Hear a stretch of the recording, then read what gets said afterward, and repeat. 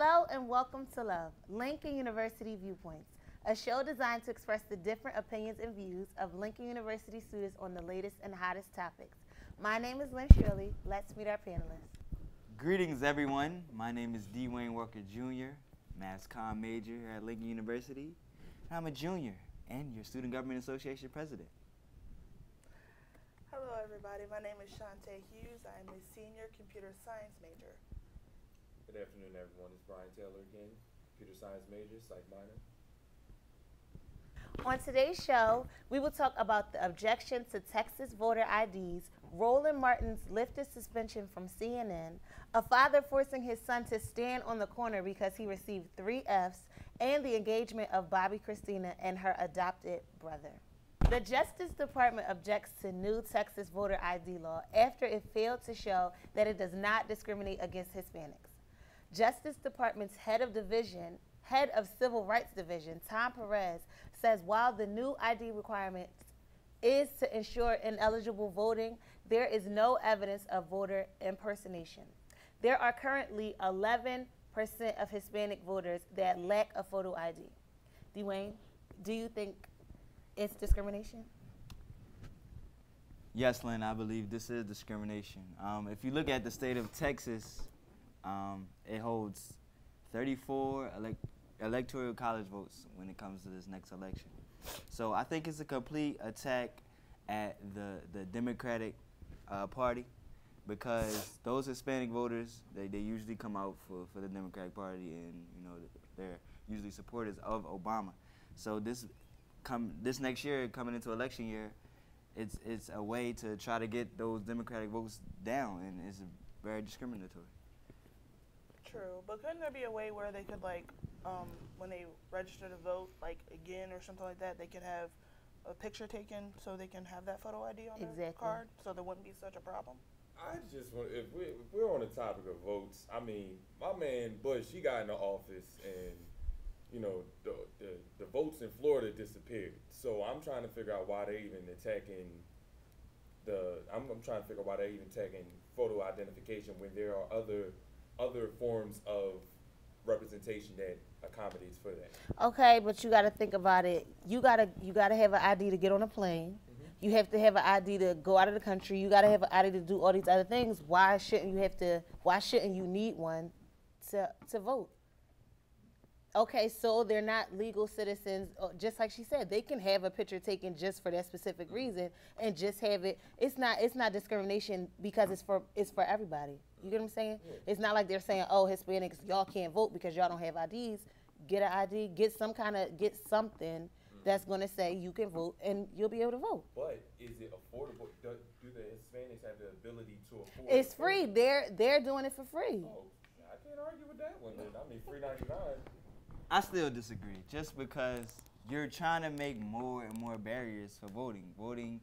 I mean, even though if they have their citizenship card, if they have the right, you cannot tell me, okay, I have to get an ID. Like, you can fill out absentee votes. I mean, I feel like it's an attack at the Hispanic Party. But it's a lot of fraud going on when it comes to votes, because they can't verify people based off registration cards. That's not enough. So it's more of a security precaution. Yeah, that's basically what they're trying to do. Like, okay, so everybody's looking at it as the Obama administration. He's going to, like, this is just another tactic that he's using to go above and beyond and target different people. But at the end of the day, that's the only way that we can verify the people that are voting are voting. Yeah, I agree with that. I don't agree with it at all. I think we should stick to how it is. It's just another attack. We got to stick together. On that note, we'll move on. A great amount of Hispanics in Texas are affected by this law, and hopefully everyone will be able to equally vote. We'll be right back after this short PSA break. Welcome to my block party. Glad you can make it. The only triple doubles you get come with fries. I can do this all day. Your moves are just gay. Using gay to mean dumb or stupid, not cool. Not cool. Not in my house, not anywhere. It's not creative, it's offensive to gay people, and you're better than that.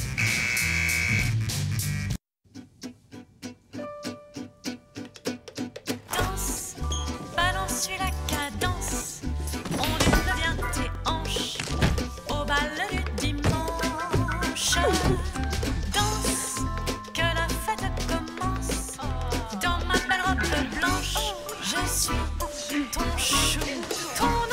up on sex, don't give up on birth control either. There are more methods than you think. Find yours at bedsider.org.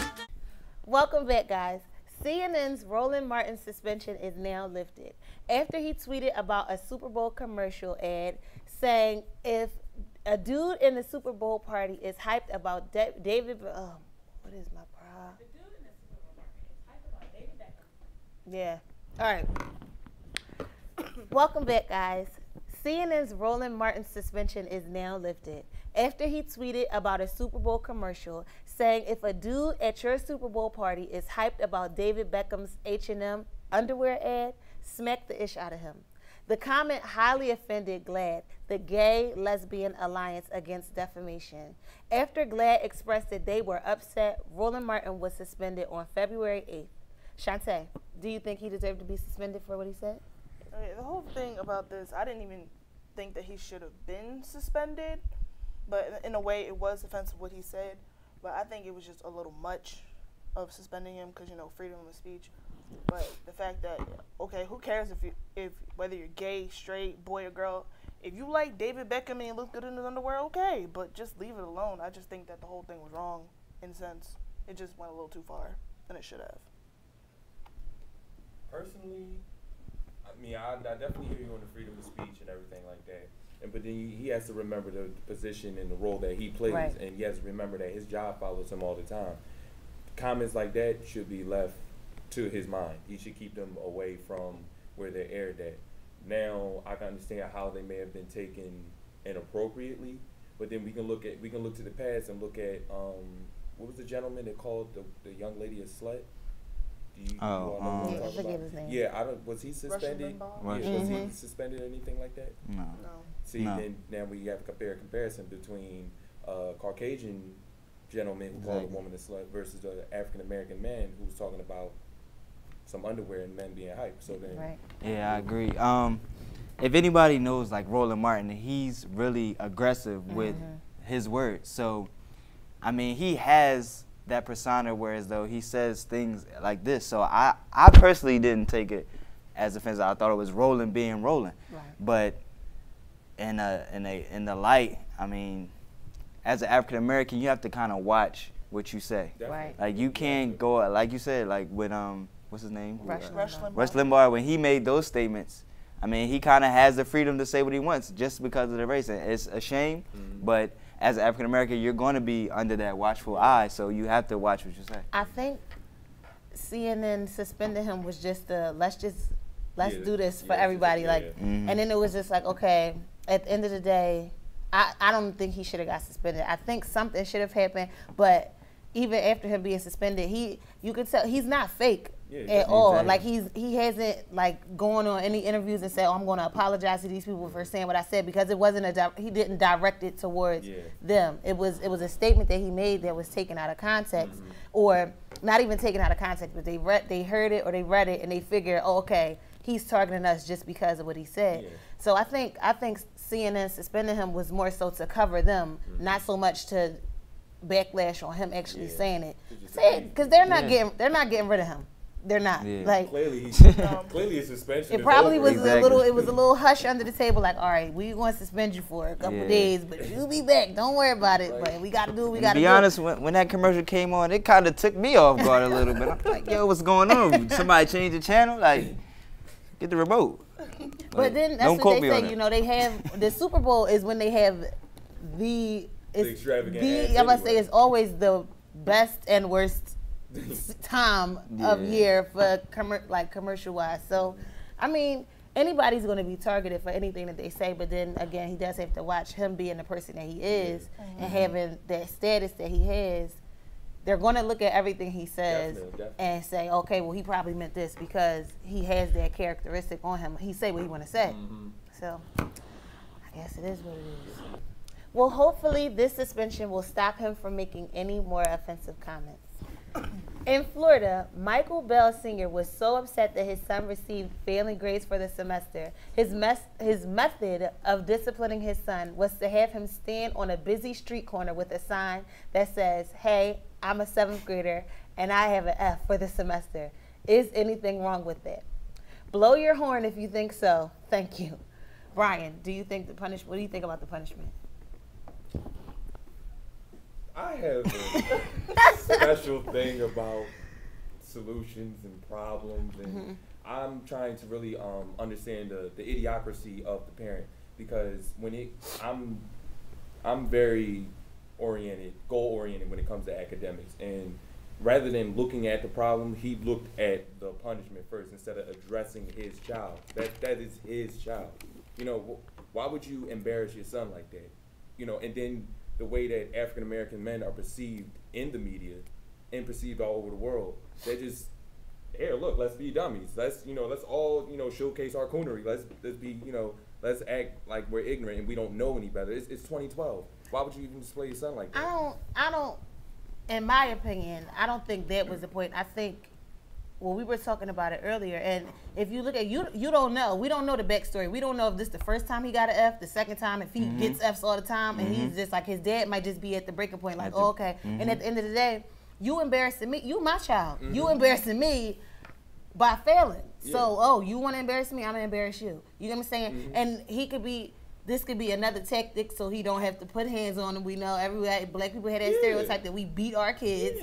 So that might just be his way of saying, you know what, this is how I'm going to deal with the situation. And his son actually said, he at first he didn't agree with he agreed with it. Like, he had to do it because brainwashing. He was he failed 3 classes. I personally love the punishment, I think it was cool. It's a creative way, to get out of the beatings and the torture. I mean, you don't want to abuse your child, but if you sit them out there and it said in the article that he gave him food, water, whatever he wanted to eat, but you're going to sit here and you're going to sit here with that sign, and I guess it is embarrassing, like you said, but to what point? Like, you put your parents in a predicament.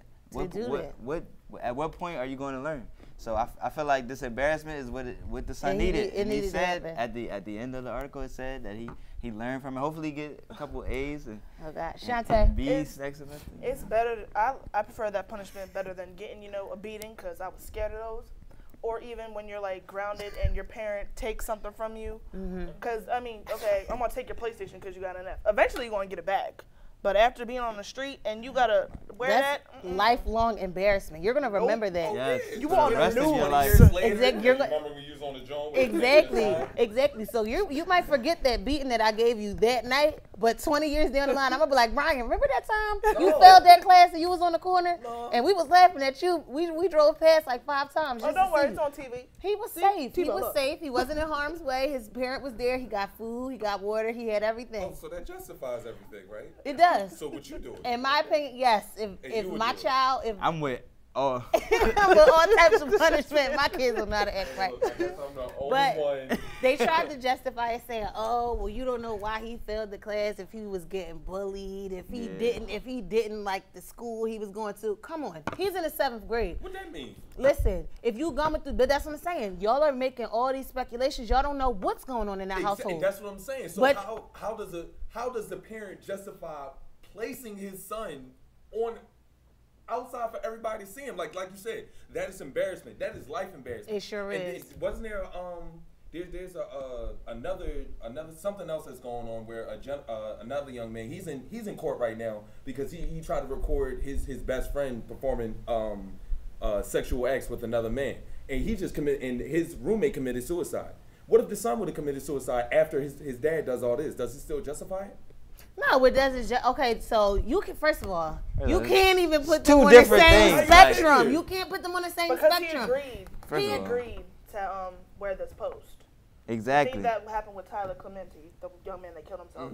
He had no idea, but exactly, that was something that was a part of his lifestyle that nobody knew about. So of course, that being put into the public eye, it threw him off guard, and it's tragic that that's how he felt. He figured he had to deal with the situation, but it's a completely different situation. When you have a father that's saying, okay, you don't know how to get your act together, oh, I'm gonna show you how to get your act together. Instead of me laying hands, you gonna learn today. Today is the day. Hey, look, y'all like it, I love it, man. I'm trying to ride the wave, man. Yeah, no, I ain't no wave. I'm riding. My own little tsunami right over here. You see it. Well, goodness. Okay, well, we'll be right back with entertainment.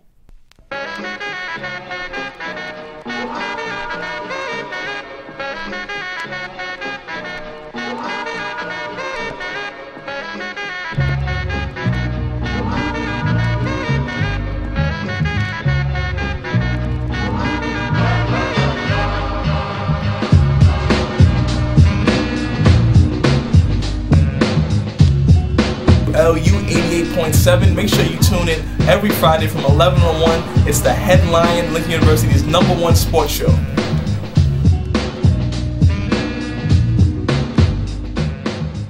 Welcome back, guys. TMZ reports that Bobbi Kristina is hooking up with her adopted brother. Whitney Houston took in Nick Gordon at a young age because of problems in his household. The two are seen in public places, kissing, holding hands, and it's said that they are engaged. Dwayne, what do you think about that? This is nasty. This is just nasty to me. Like, you grew up calling this man your brother. I don't care if he's adopted, assigned, y'all met boys and girls. I don't care. Y'all lived together. Y'all was brothers and sisters. It's nasty. I mean, it's Stop nasty. it, Bobbi Kristina. It's nasty. It's really nasty. I'm just pass. I'm amazed. Like, I'm not trying to justify this at all, but maybe the death of her mother has just affected her so greatly that she's looking comfort in places that she shouldn't. But it just seems like she's having some issues that she needs to really work out with. Ryan. It's not too much I can say about brother-sister relationships other than we're supposed to argue and then get married away from each other, you know. But, you know, for them to be around each other as long as they have, and there's no way justifying it in no shape or form. I hear it. But, you know, they might be the only person that she may find that level of comfort with. Okay, so me and Dwayne are pretty close. If he was my brother, I'm not gonna say, "Oh, you're my brother. Let's find comfort." Let's find comfort with each other. Yeah. You can comfort me without comforting me. Hey, look, she like it. I love it. I mean. You're going back and forth. No, you my sister. I like you. I love you. I didn't say nothing. No, it's not okay. Wherever she finds comfort, that's a general statement. I never said we not agree or disagree. Well, that's the point of the show for us to know your opinion. Yeah, you views, right? Yeah. Well, I wouldn't get like that with my sister. I leave it like that. So does it make a difference that it's her adopted brother and not bloodline? Is he technically? No, he's not legally adopted, but it's still nasty because they've grown up your whole life. This has been my brother. Hey, bro, and now I'm like, hey, babe. No. You just threw me off just saying that. Like, how do you go from me, you being brother and sister, and you looking out for me with my relationships with other people? Like, oh, you my little sister, I'm taking care of you now. She was like, hey.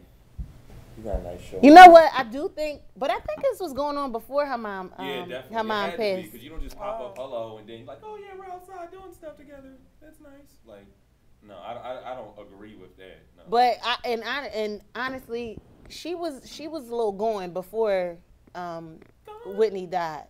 Yeah. Rest in peace, Whitney. But she was been acting crazy for a little bit.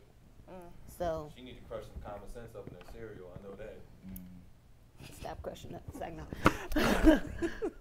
Well, LU, that is our show for today. Be sure to join us next Wednesday at 9 p.m. for an all-new episode.